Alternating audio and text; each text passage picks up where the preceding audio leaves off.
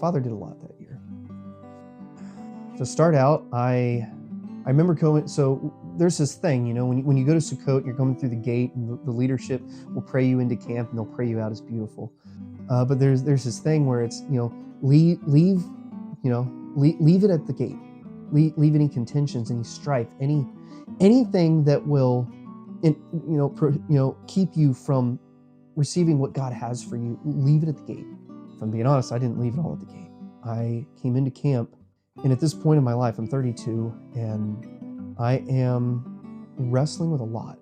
At this time, I feel like I should be further along in my life. I feel like I'm not at the job I should be at. I felt like something just wasn't. You ever get that feeling when it's like something's not right and I can't figure out what it is? So I remember setup day specifically. I'm sitting there, I'm fighting with my campsite. I'm having issues with ropes and tarps. It was ridiculous. But I remember one of my dear sisters, another one, came cruising by on a golf cart and said something to me, and I was just having a really bad day, and I didn't mean to, but I snapped at her. I was just like, and she's like, okay, and then she, comes back a few minutes later, she's like, come here, all right, look, hey, I love you, don't snap at me like that. I'm like, I'm sorry, like, it seems like a small instance, but you'll understand here. So that happened, and I started beating myself up. I'm just like, Mike, you can't snap at people. Like, you've got to get it under control, dude.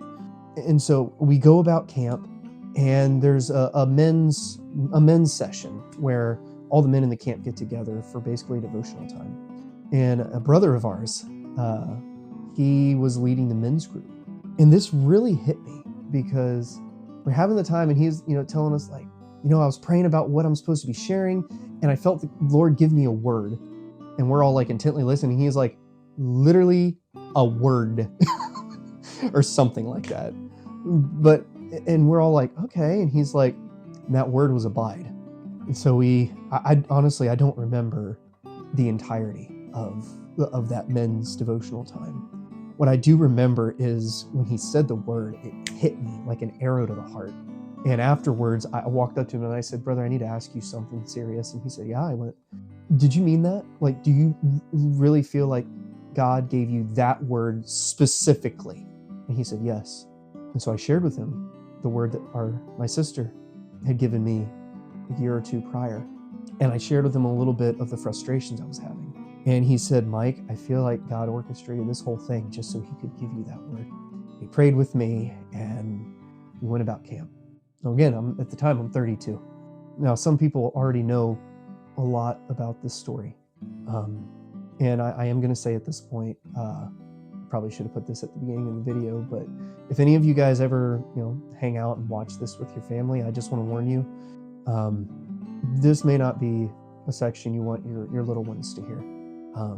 So I just want to put that out there right now, that if you got some little ones watching, maybe pause it and watch this yourselves first. And if you feel like it's something you want them to hear, then allow it. But I just want to put that out there right now, because what I'm about to share is not easy to talk about.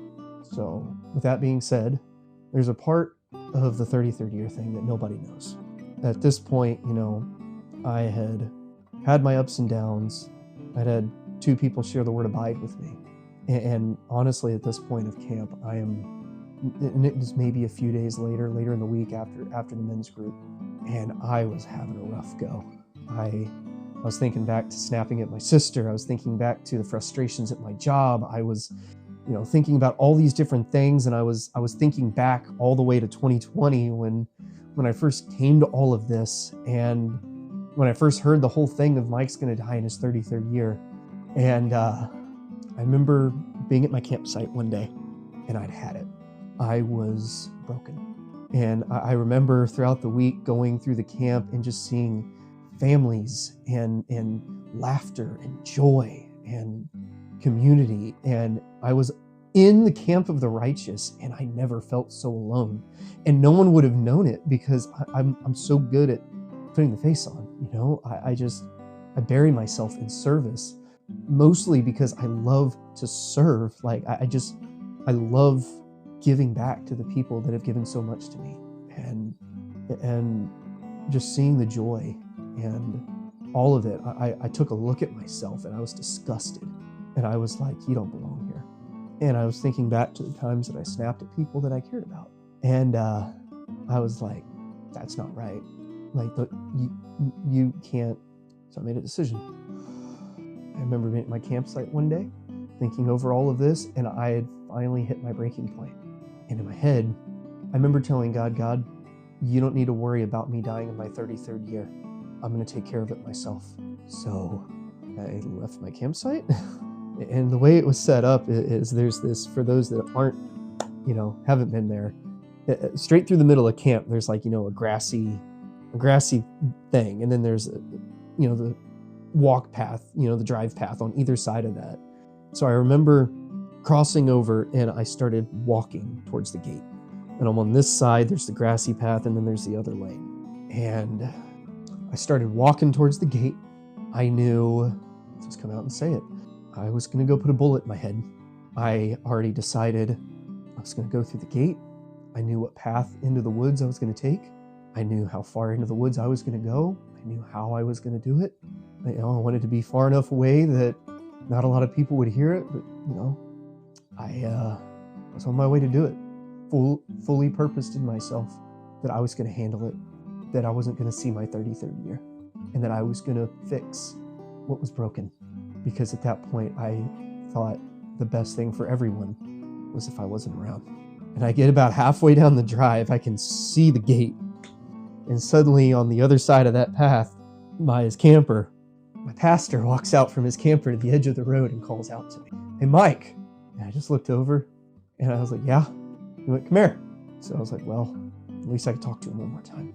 And so I diverted and I walked over there and he said, "Why don't you come sit with me and chat?" And for those that don't know, my pastor is one of the most humble, once you get to know him, the goofiest, but he is one of the most humble, big-hearted men you're ever going to meet. When I first visited Oklahoma, Hanukkah of 2020, he didn't even know me, and he allowed me to crash on his floor for the whole week of Hanukkah, and he never met me. So he's been with me since the beginning.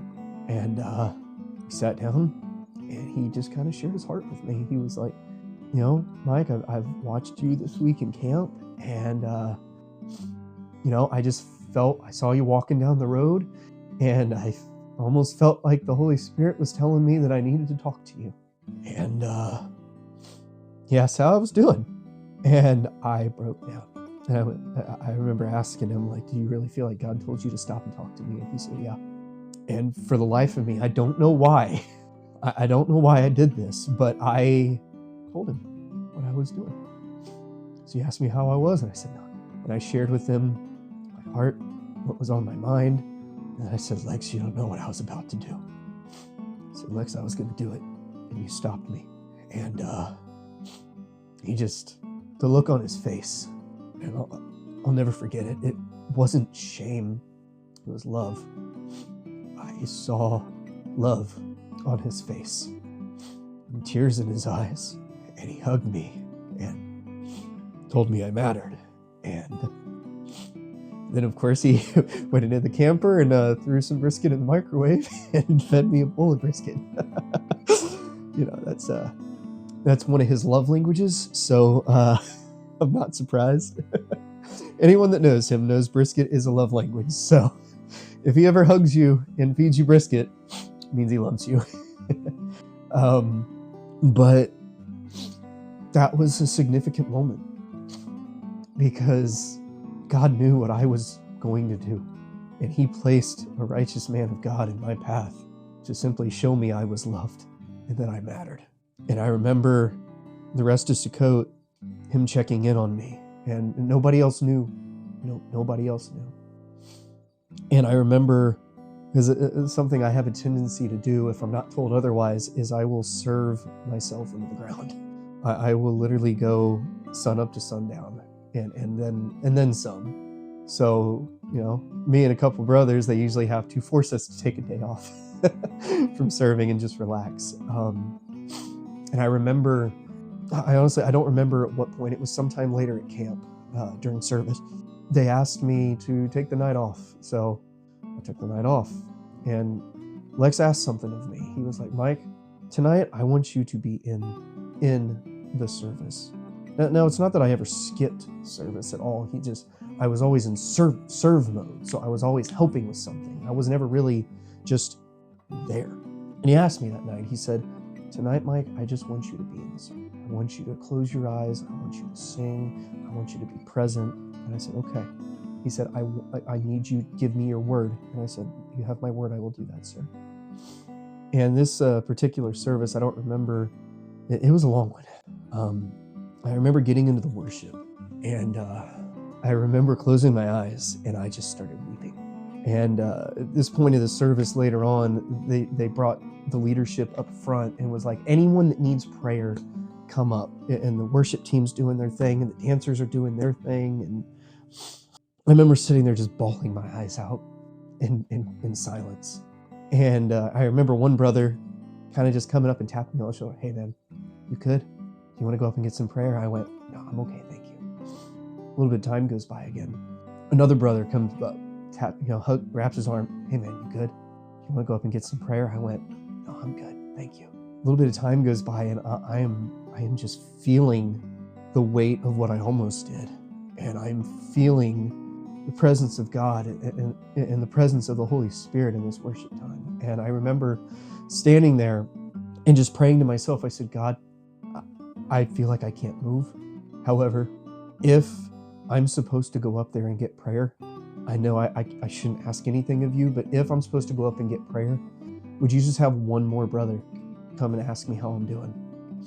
And a few moments later, one of my brothers does not come up and ask me how I'm doing. He walks up to me, puts his arm around me and goes, all right, you ready? Let's go. That's all he said. And I looked at him and he's like, it's time, let's go. And I just remember thinking to myself, okay, God, that was very direct. And so I went up there with him, and it was me, him, Lex, and I almost forgot this part. At that point, my best friend who plays the drums for our worship team, was like, the stage is here, and the crowd's out here, and me and these two other gentlemen are standing here next to the stage. And it was me and my pastor and this gentleman that told me it was time to go up there. And I remember pouring my heart out. I didn't tell, at this point, my pastor for the longest time was the only one that knew what happened, almost happened. But I remember I started weeping and talking to these two gentlemen, and then my brother literally in the middle of worship stops playing the drums and comes over there. And the Bible talks about where two or more are gathered together, that he's in the midst. And me and some of us guys that are watching this, we have this idea of a battle buddy, where you don't go and do anything alone, spiritual or otherwise. And in that moment, my battle buddy came to my side. And I remember these three men just praying with me and pouring into me and speaking life over me. And I was feeling all of it. And it was almost like in that moment, God was wanting me to just abide with him. And the craziest thing happened next, because one of the guy's sons left the dance circle and walked over, because again, this is a time of anybody that needs prayer, come get prayer. And this young man comes over to us weeping, and my pastor and this young man's father that were standing there with me, he started pouring his heart out for how he was feeling. And me and Lex kind of looked at each other, because they didn't know it, but almost everything that young man was going through, I was going through. And I remember Lex just looked at me and said, Mike, you want to take this one? Now, for those that don't know me, I am not the guy that gets up there and just goes to town praying over people. I should be, and I'm working on that. But at the time, it wasn't really my thing. But in that moment, it was like, my pastor was like, Mike, you got this one. And I remember I started praying over that young man, and I didn't even know what I was saying. And it just kind of all started coming out to me. And then I remember all of us just hugging each other. And that night, I felt his presence, and it was almost like God was allowing me to see that I had a purpose. And I remember when all of it was done, I turned to my pastor and I'm like, what just happened? And he looked at me and he was like, it's called ministering, Mike. And rest of Sukkot goes on, and all of this is happening, but at this moment, I'm still dealing with this anger inside of me. And I remember breakdown day. I'm thinking about everything, and then a little bit of that post-Sukkot depression was already hitting me, and it was kind of coming out as frustration and anger. And I remember I'm like packing stuff away, and I'm slamming my doors, and I'm just like, God, all of this happened this Sukkot. You stopped me from doing what I was about to do. You allowed me to see you move this week. And yet I still have this anger inside of me, God. I still have this rage. I still have this overwhelming feeling of just, I don't even know what to call it. And I remember I'm arguing with God and frustratingly pouring my heart out to him as I'm packing things up and throwing it in the car. And I remember at one point, I'm like, God, if you're actually here with me and I have a purpose, I can't see past my own nose right now. I was like, God, you're going to have to take this anger from me because I can't do it without you. And I'm just so full of heat. And I remember going, God, you're going to have to be the one to take this away. And I remember slamming my door as I get the last item in my car, and I turn around and it was gone. The anger, the frustration, all of it, just like it was never there. And I was like, oh my gosh. And it hit me.